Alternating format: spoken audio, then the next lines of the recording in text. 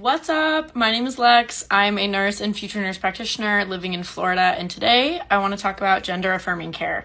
Now, if you know me, you know that working around non-binary and trans people, specifically youth, is my passion. That is what I want to dedicate my career to.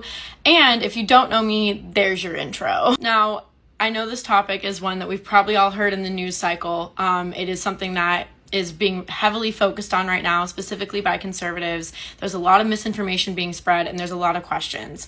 So one thing I kind of want to do is back us up and talk about the people that this conversation is centered around, and that is trans people and trans kids.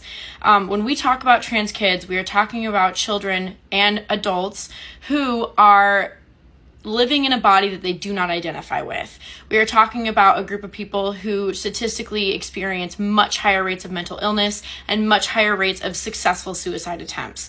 And that is really the core focus here, because when we talk about saving lives and how gender affirming care saves lives, that's the thing that we're talking about. We're talking about allowing people to live in a body that they are able to do their day-to-day life in. Now, I will say a lot of the people who have a lot to say on this topic have never even stopped to have a conversation with a trans child or a trans person by any means. Now, within the realm of gender affirming care, there are two routes that we can kind of go.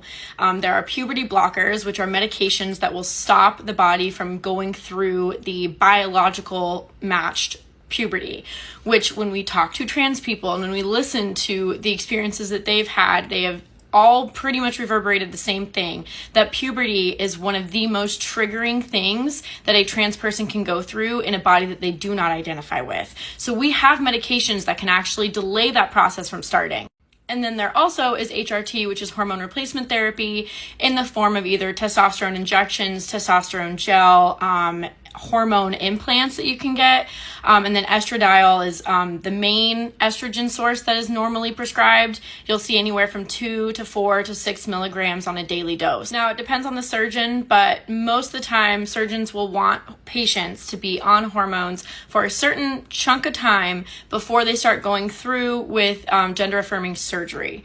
The surgery is a completely different ballgame. And alongside surgery, one thing I always really like to touch on is the fact that there are plenty of things we can do outside the OR to enhance gender euphoria in someone's aesthetics.